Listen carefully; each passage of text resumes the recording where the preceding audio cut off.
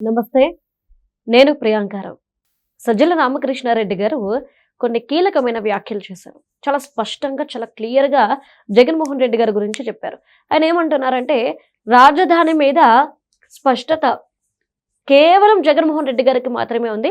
రాష్ట్రంలో ఇంకెవరికీ లేదు. Second point, Amaravati నేల రాజధానికి పనికిరాదు. కాబట్టి అక్కడ పనులన్నీ తక్షణమే ఆపేయండి. నెక్స్ట్ 47,000 కోట్ల రూపాయలు ఖర్చు పెట్టి మీరు అమరావతిని కడతారు. అవే డబ్బులు మాకిస్తే మేము సంక్షేమం, అభివృద్ధి రెండు చేసి చూపించుండే వాళ్ళం. పెండింగ్లో ఉన్న బకాయిలు ఏవైతే ఉన్నాయో, ఆరోగ్యశ్రీ లాంటివి ఏవైతే ఉన్నాయో అవన్నీ మేము క్లియర్ చేసేవాళ్ళము అని చెప్పేసి ఆయన చెప్పుకొస్తున్నారు. మరి ఇవన్నీ ఎవరు చెప్పారు మీకు అంటే, ఒక కమిటీ చెప్పింది అని ఆ కమిటీ పేరు కూడా ఆయన చెప్పేస్తున్నారు. మరి సజ్జల రామకృష్ణారెడ్డి గారి మాటల్ని మనం ఎలా చూడాలి? మరి జగన్మోహన్ రెడ్డి గారికి మాత్రమే ఇవన్నీ రాజధాని మీద అవగాహన ఉంటే మరి ఎందుకు 5 సార్లు 5 రాజధానుల పేర్లు చెప్పుకొచ్చారు? దీని మీద డిస్కస్ చేద్దాం. మనతో పాటు సీనియర్ జర్నలిస్ట్ సిఎస్ రావు గారు ఉన్నారు. ఆయనతో మాట్లాడదాం. నమస్కారం సార్. నమస్తే. అంటే సజ్జల గారు మాటలు ఎలా ఉన్నాయంటే, జగన్మోహన్ రెడ్డి గారిని ముంచేలా ఉన్నాయా, లేదు అంటే ఆ పార్టీకి ప్లస్ అయ్యేలా ఉన్నాయా? అవి ప్లస్ మైనస్ అనేది దానికంటే కూడా జగన్మోహన్ రెడ్డి గారి మీద ఆయనకి అతి ప్రేమ, అలాగే దురాభిమానం ఉందేమో అనిపిస్తుంది. అయ్యో, అంటే ఎందుకనంటే ప్రేమ ఉండొచ్చు, అతి ప్రేమ ఉండకూడదు. అభిమానం ఉండొచ్చు, వీరాభిమానం ఉండకూడదు, దురాభిమానం ఉండకూడదు. కానీ ఇప్పుడు జగన్మోహన్ రెడ్డి గారు ఏదంటే అది సపోర్ట్ చేయాలనేటువంటి ఉద్దేశంతో ఆయన మాట్లాడుతున్నట్టు అనిపిస్తుంది. ఎందుకంటే ఆయన సీనియర్ జర్నలిస్ట్, ఆయనకి తెలుసు, హీ నోస్ ఎవ్రీథింగ్. ఏది నిజము, ఏది అబద్ధం, ఏది మాట్లాడితే ఎలాంటి ప్రతిస్పందనలు వస్తాయి ప్రజల నుంచి, ఇవన్నీ తెలుసు ఆయనకి. తెలియకుండా ఏం మాట్లాడాల. కానీ జగన్మోహన్ రెడ్డి గారి మీద ఉన్నటువంటి అతి ప్రేమ లేదంటే దురాభిమానమో ఆయన ఆ విధంగా మాట్లాడింపజేస్తుందేమో అనేటువంటి భావన కలుగుతుంది. కారణం ఏంటంటే, జగన్మోహన్ రెడ్డి గారికి ఒక్కళ్ళకి మాత్రమే రాజధాని మీద పూర్తి అవగాహన ఉంది అని చెప్పేసి ఆయన అంటున్నారు. మరి అవగాహన ఉంటే వైజాగ్ రాజధాని ఎందుకన్నారు? 3 రాజధానులు ఎందుకన్నారు? ఒకటి. ఆ తర్వాత 2014 నుంచి 2019 మధ్యలో అసెంబ్లీలో ఏమన్నారు జగన్మోహన్ రెడ్డి గారు? అమరావతి రాజధానిని నేను ఒప్పుకుంటున్నాను, అయితే భూములు ఎక్కువ ఉండే చోట రాజధాని నిర్మిస్తే బాగుంటుంది అన్నాడు. మరి భూ సమీకరణకి వెళ్ళారు కదా, భూ సమీకరణకి వెళ్తే రైతులు స్వచ్ఛందంగా వచ్చారు. ఆయన చెప్పినట్టు భూములు ఎక్కువ ఉన్నాయి కదా, ఇప్పుడు 1,00,000 ఎకరాలు భూమి రైతులు ఇవ్వడానికి ముందుకు వచ్చారు. మరి ఆయన చెప్పిందే కదా, ఆయన ఒప్పుకున్నారు కదా. అసెంబ్లీలో ఏకగ్రీవంగా తీర్మానం చేశారు కదా 2014-19 మధ్యలో. ఇప్పుడు సజ్జల రామకృష్ణ గారు చెప్తున్నట్టు శివరామకృష్ణన్ కమిషను ఏదైతే చెప్పిందో ఆ కమిషన్ చెప్పిన దాని ప్రకారమే కదా తీర్మానం పెట్టింది అసెంబ్లీలో. అది రాజధానికి పనికిరాదు ఆ ఏరియా అని చెప్పి ఎలా చెప్తారు? శివరామకృష్ణ కమిషన్ ఏం చెప్పింది? రాజధాని ప్రాంతాన్ని మీరు ఎంచుకోండి, రాష్ట్రానికి ఆ స్వతంత్రం ఇవ్వండి, ఆ రాష్ట్రం ఎక్కడైతే ఎంపిక చేసుకుంటుందో అక్కడ ఇవ్వండి, కాకపోతే ఆ ఫర్టిలిటీ ల్యాండ్స్ అలా కాకుండా డ్రై ల్యాండ్ని ఎంచుకుంటే బాగుంటుందని సూచనలు, సలహాలు ఇచ్చింది శివరామకృష్ణ కమిషన్. అంతే తప్ప పలానా చోట పనికిరాదు, పలానా చోట పనికి వస్తుందని చెప్పి చెప్పాల. అలాంటప్పుడు రాష్ట్రానికి స్వేచ్ఛ ఇచ్చేది ఏముంటుంది? ఎంపిక చేసుకునే స్వేచ్ఛ రాష్ట్ర ప్రభుత్వానికి ఇస్తూ నేను ఆ కమిషన్ సూచించింది. ఆ మేరకు రాష్ట్ర ప్రభుత్వం అమరావతి సిఆర్డీఏ పరిధిని వీటన్నింటినీ నిర్ణయించింది. దానికి జగన్మోహన్ రెడ్డి గారు కూడా ఆ రోజున ఏకగ్రీవంగా ఒప్పుకున్నారు. ఇది అందరికీ తెలిసిందే, అసెంబ్లీలో రికార్డు ఉంటుంది, వాళ్ళు కూడా చెక్ చేసుకోవచ్చు పోయి. ఆ తర్వాత ఏం చేశారు? అమరావతిని అధికారంలోకి వచ్చిన తర్వాత అసలు అది 2019 ఎన్నికలకు ముందు రాజధానిని మార్చడం అని చెప్పేసి ప్రామిస్ చేశాడు ఆయన. ఈ మాట నేను ఎందుకు అంటున్నానంటే, నేను ఒక ప్రముఖ ఛానల్లో ఉన్నప్పుడు నేను డిబేట్ పెట్టినప్పుడు వైఎస్ఆర్ కాంగ్రెస్ పార్టీ వాళ్ళు నా మీద మీరు రాజధాని మారుస్తారంట కదా అధికారంలోకి వస్తే అని చెప్పి నేను క్వశ్చన్ అడిగితే, ఆ రోజు నా మీద వాళ్ళు ఫైర్ అయ్యారు. ఫైర్ అవడంతో పాటు మీరు కావాలని జగన్మోహన్ రెడ్డి గారిని బ్లేమ్ చేస్తున్నారు, మీరు అలా బ్లేమ్ ఎందుకు చేస్తున్నారు, తాడేపల్లిలో ఇల్లు కట్టుకున్నారు జగన్మోహన్ రెడ్డి గారు, మరి ఎందుకు అమరావతిని మారుస్తారని చెప్పి మీరు బ్యాడ్ ప్రచారం చేస్తున్నారు అని చెప్పేసి నా మీద ఆ షోలోనే వాళ్ళు నిలదీశారు నన్ను. సరే, ఈ వేదిక మీద నుంచి మీరు ప్రామిస్ చేస్తారంటే, ఎస్ మేము ప్రామిస్ చేస్తున్నాం, తాడేపల్లిలో జగన్మోహన్ రెడ్డి గారు ఇల్లు కట్టుకున్నారు, అక్కడే రాజధాని కూడా ఉంటుంది అని చెప్పేసి ఆ రోజు నాతోటి కూడా వాదించారు ఆ డిబేట్లో.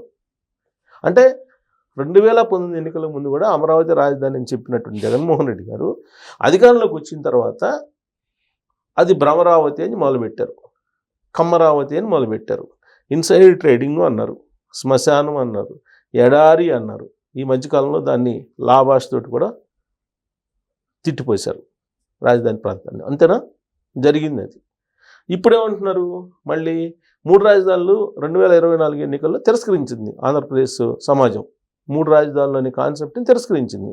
ప్రజా తీర్పు అది. ప్రజా తీర్పుకి ఎదురీదితే ఏమొద్దో తెలుసు జగన్మోహన్ రెడ్డి గారికి. అందుకని ఇప్పుడు ఏమంటున్నారు, మావిగన్ అని అంటున్నారు. ఎక్కడుంది ఈ మావిగన్ను? సిఆర్డీఏ పరిధిలోనే కదా ఉంది. మరి కొత్తగా ఏంటి ఆయన చెప్పేది? సిఆర్డీఏ పరిధిలో మ్యాప్ తీసుకుంటే ఆ మ్యాప్లో మచిలీపట్నం ఉంటుంది, ఆయన చెప్పిన విజయవాడ ఉంటుంది, అలాగే గుంటూరు ఉంటాయి. కొత్తగా ఏం కాదు కదా. కాకపోతే హైవేకి ఇరువైపులా నేను బిల్డింగ్లు కడతాను, పెద్ద ఖర్చు కాదు అని చెప్పి చెబుతున్నారు ఆయన. అంటే ఇది ఒక స్టాండ్. మళ్ళీ నిన్న విజయవాడ అన్నారు, మళ్ళీ మొన్న విజయవాడ అన్నారు, నిన్నేమన్నారు సోకాల్ రాజధాని అని చెప్పి కొత్తది క్రియేట్ చేశారు. మళ్ళీ సోకాల్ రాజధాని అని చెప్పేసి అంటున్నాడు ఇప్పుడు ఆయన. అసలు సజ్జల రామకృష్ణారెడ్డి గారు నేను మొన్న మాట్లాడితే ఏమంటున్నారు, అసలు మేము ఫస్ట్ అసలు 2014 అనుకుని దొనకొండ అనుకున్నాం మేము. దొనకొండలో 35,000 ఎకరాలు 50,000 ఎకరాలు ఉంది గవర్నమెంట్ ల్యాండ్, అక్కడ అనుకున్నాం మేము అని చెప్పి అన్నారు. అంటే దొనకొండ అనేది కూడా వాళ్ళ మైండ్లో ఉంది. రేపు రాబోయే రోజుల్లో మళ్ళీ దొనకొండ రాజధాని అని చెప్పి అనరు అనేది ఏం లేదు. ఒకవేళ ఇన్ కేస్ ఆ పార్టీ వస్తుందని చెప్పేసి ఎవరు అనుకోవట్లేదు, కానీ ఒకవేళ వస్తే ఇప్పుడు ఇదే పందాలో జగన్మోహన్ రెడ్డి గారు మేనిఫెస్టోలో పెడతానన్నారు, మావిగన్ కావాలనుకున్న వాళ్ళు వైసీపీ కోటేయండి, అమరావతి కావాలనుకున్న వాళ్ళు తెలుగుదేశం పార్టీ కోటేయండి అని చెబుతున్నారు ఆయన. ఇదే నాది 2029 ఎలక్షన్లో మేనిఫెస్టో అని చెబుతున్నారు. నెక్స్ట్ మేనిఫెస్టో ఏంటి, ఫస్ట్ అంశం ఇది. నెక్స్ట్ ఏంటి, రప్ప ఇయే కదా. వస్తే ఎవరెవరిని నరుగుతాం, ఎవరెవరిని జైల్లో పెడతాం, ఇదే కదా ఆయనకు అధికారం ఇస్తే మేనిఫెస్టోల అంశాలు. సో దాన్ని బట్టి ప్రజలు నిర్ణయించుకుంటారు 2029లో. సరే ఇవన్నీ మేనిఫెస్టోలో ఆయన ఈ అంశాలు అయిన తర్వాత నాకు తెలిసినంత వరకు ఆంధ్రప్రదేశ్లో ఉండేటువంటి వాళ్ళు ఆలోచిస్తారు ఓటేయటానికి. ఇన్ కేసు ఆలోచించి ఓటు జగన్కే వేసారు అనుకుందాం, వేస్తే ఏమవుతుంది, అమరావతిని ఆపేస్తారు. చెప్తున్నాను, సజ్జల రామకృష్ణారెడ్డి గారు చెప్పారు, మీరు ఇంతటితో ఆపేసేయండి, అమరావతి నిర్మాణాలని ఇప్పటికిప్పుడు ఆపేసేయండి అని అంటున్నారు. ఎవరైనా అంటారా? ఇప్పుడు దాదాపు 30,000 కోట్లు 40,000 కోట్లు ఖర్చు పెట్టారు. మొత్తం 90,000 కోట్ల రూపాయల వర్కులు జరుగుతున్నాయి అక్కడ. ఇప్పుడు అర్ధాంతరంగా వీటిని ఆపేసేయండి అని చెప్పంటాడు ఆయన. అర్ధాంతరంగా దీన్ని ఆపేసేయండి, దీన్ని ఆపేయకపోతే మేము వచ్చి ఆపేస్తామని చెబుతున్నారు. అంటే చాలా క్లియర్గా ఆంధ్రప్రదేశ్ ప్రజలు అర్థం చేసుకోవాల్సింది ఏంటంటే 2029 ఎన్నికల్లో మీరు ఓటేసేటప్పుడు ఆలోచించుకుని ఓటేయాలి. అమరావతి నిర్మాణానికి సంబంధించినటువంటి వాటిని అర్ధాంతరంగా నిలిపివేస్తారు, వాటిని మళ్ళీ గతంలో మాదిరిగా శిథిలావస్థకు తీసుకెళ్తారు. అయినా సరే మేము జగన్మోహన్ రెడ్డి గారికి వైఎస్ఆర్ కాంగ్రెస్ పార్టీకి ఓటేస్తామని అంటే వాళ్ళ ఇష్టం అది. కానీ వాళ్ళు చెప్తున్నారు, ఉన్న విషయం చెప్తున్నారు సజ్జల రామకృష్ణారెడ్డి గారు, ఇప్పటికిప్పుడు ఆపేయండి, లేదంటే మేము వచ్చి ఆపేస్తాం అని చెప్పి అంటున్నారు.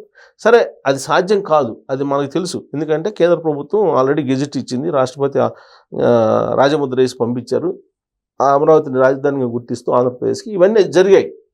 కానీ ప్రభుత్వం అధికారంలోకి వచ్చిన తర్వాత ఇదే రాజముద్రను మళ్ళీ మార్పిచ్చేస్తామని చెప్పి అంటున్నారు జగన్మోహన్ రెడ్డి గారు. మీరు ఏ మండలిలో ఏ అసెంబ్లీలో అయితే పాస్ చేసి పంపించారో, ఏ లోక్సభలో ఏ రాజ్యసభలో అయితే ఆమోదించి రాష్ట్రపతి చేత ముద్ర వేయించారో అదే ప్రాసెస్లో మేము కూడా వేపిస్తామని చెప్పి అంటున్నారు ఆయన. ఇవన్నీ ఆంధ్రప్రదేశ్ ప్రజలు, ఆంధ్రప్రదేశ్ సమాజం గుర్తుపెట్టుకోవాలి. అంటే అమరావతి రాజధాని నిర్మాణాలు ఆగిపోతాయి. ఒకవేళ మీరు పూర్తి చేసినా వాటిని ఏదో లీజుకి ఇచ్చేసి ఆయన ఏ దొనకొండకో వెళ్ళిపోతారు. మళ్ళీ మావిగన్ను కూడా ఉంటారు, మావిగన్ను కూడా ఉంటారని నమ్మకం లేదు. మావిగన్ను అనేది మా స్టాండ్ అని చెప్తున్నారు. అంతకుముందు అమరావతి మా స్టాండ్ అన్నారు 2019 ఎన్నికల ముందు. ఇప్పుడు మావిగన్ను అంటున్నారు. మావిగన్ స్టాండ్ మీద ఉంటారని నమ్మకం లేదు. ఆల్రెడీ దొనకొండ గురించి మళ్ళీ చెప్తున్నారు ఇప్పుడు. సో మళ్ళీ దొనకొండకి వెళ్ళినా ఆశ్చర్యపోవసలే. కాబట్టి ఆంధ్రప్రదేశ్ సమాజం ఆలోచించుకోవాలి, ఆ పార్టీ పరిస్థితి ఏంటి, జగన్మోహన్ రెడ్డి గారు ఏం చెప్తున్నారు, చంద్రబాబు గారు ఏం చెప్తున్నారని. చంద్రబాబు గారు మొన్న ఎక్కడో మీటింగ్లో మాట్లాడుతూ జగన్మోహన్ రెడ్డికి చిప్పు దొబ్బిందేసింది అని అంటున్నారు. చిప్పు దొబ్బేసింది, చిప్పు పని చేయట్లేదు జగన్మోహన్ రెడ్డి గారికి అంటున్నారు. జగన్మోహన్ రెడ్డి గారికి చిప్పు పని చేస్తున్నా లేదా అనేది చంద్రబాబు నాయుడు గారికి కాదు అర్థం కావాల్సింది, ప్రజలకు అర్థం కావాలి. ప్రజలు గమనించాలి. ప్రజలు అయినప్పటికీ మేము వైసీపీ రావాలి అనుకుంటే మీ రాజధాని అనేది ఉండదు ఆంధ్రప్రదేశ్కి. రైట్. మళ్ళీ మారే అవకాశం, మావిగన్ కూడా ఉండదు. ఇప్పుడు ఇన్ని స్టాండ్లు మార్చినప్పుడు మావిగన్ ఉంచుతారని నమ్మకం ఏంటి? సో కాబట్టి రాబోయే రోజుల్లో దొనకొండ మళ్ళీ తెర మీదకి వచ్చేదానికి అవకాశాలు కూడా లేకపోలేదు. Right. Thank you so much sir.